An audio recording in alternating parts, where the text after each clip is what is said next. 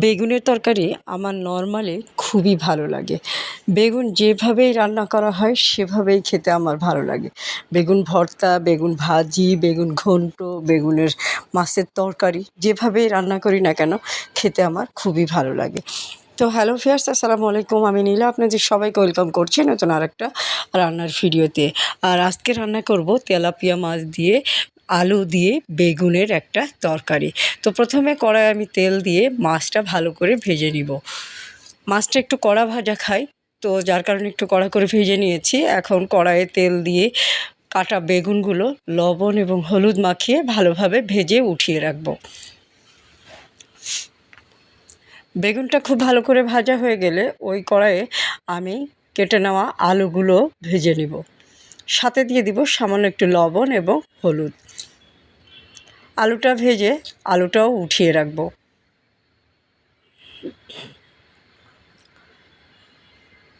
আলুটা উঠিয়ে রেখে ওই কড়াইয়ের ভিতরে দিয়ে দিব তেল এবং পেঁয়াজ কুচি।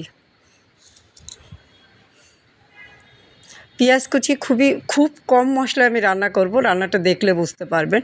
সামান্য একটু পেঁয়াজ কুচি দিয়েছি, পেঁয়াজটা বাদামি করে দিয়ে দিব একটু পানি।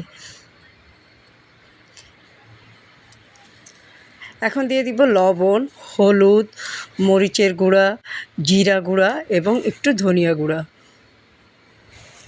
দিয়ে মশলাটাকে আমি ভালো করে কষিয়ে নিব। মশলাটা কষানো হয়ে গেলে দিয়ে দিব সামান্য পরিমাণে আদা এবং রসুন বাটা, যেটা একসাথে বাটা ছিল সেই বাটাটা 1 টি টেবিল চামচ মতো আমি দিয়ে দিব। 1 টি টেবিল চামচেরও কম দিয়েছি, দেখতেই পাচ্ছেন। খুব কম মশলায় রান্নাটা করব। এখন মশলাটাকে আরও 10 থেকে 15 মিনিট কষিয়ে নিব। মশলাটা যেন পোড়া লেগে না যায় সেদিকে একটু খেয়াল রাখবো। মশলাটা ভালো করে কষিয়ে নিয়ে আধা কাপ মতো পানি দিয়ে পানিটা ফুটে উঠলে আমি ওই পানির ভিতরে দিয়ে দিব ভেজে নেওয়া আলুগুলো। আলুটা খুব ভালো করে কষিয়ে নিব। পানিটা শুকাতে যতটুকু সময় লাগবে, তারপরেও পানি শুকিয়ে গেলেও আমি 10-15 মিনিট তেল এবং মশলার সাথে এটা কষিয়ে নিব। যার কারণে অল্প মশলায় তরকারিটা খেতে অনেক ভালো লাগবে। তো আলুটা খুব ভালো করে কষানো হয়ে গেল।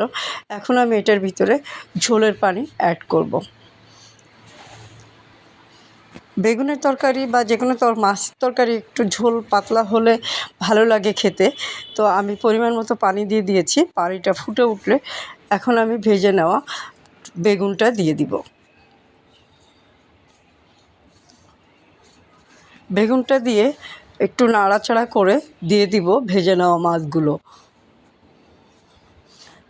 এখন 10 থেকে 15 মিনিট জাল করব। ঝোলটা একটু ঘন হয়ে আসলে দিয়ে দিব কয়েকটা কাঁচামরিচ, আস্ত কাঁচামরিচ। আর আস্ত কাঁচামরিচটা দেওয়ার পরে আমি খুব বেশি জাল করব না, হয়তো 1 মিনিট মতো জাল করব। কাঁচামরিচটা এটার ভাপে যেটা নরম হয়ে যাবে, ওই মরিচটা মাখিয়ে খেতে আমার ভাতের সাথে খুবই ভালো লাগে। তো কাঁচামরিচ দিয়ে এখন নামিয়ে পরিবেশন করব বেগুন দিয়ে তেলাপিয়া মাছের তরকারি। কম মশলায় খুব মজাদার একটা রেসিপি। এভাবে রান্না করলে খুব ভালো লাগবে খেতে। আমার তো খুবই ভালো লাগে। কারা কারা এভাবে রান্না করেন একটা ছোট্ট কমেন্ট করে জানাতে পারেন। আর দেখেন তরকারির কালারটা কিন্তু খুব সুন্দর এসেছে না? খেতেও খুব টেস্টি হয়েছিল।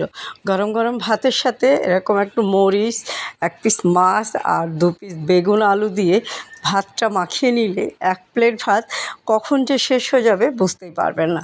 তো আমার খুব পছন্দের একটা তরকারি। আপনারা কারা কারা বেগুনের তরকারি পছন্দ করেন কমেন্ট করে জানাবেন। ভালো থাকবেন, সুস্থ থাকবেন। আল্লাহ হাফেজ।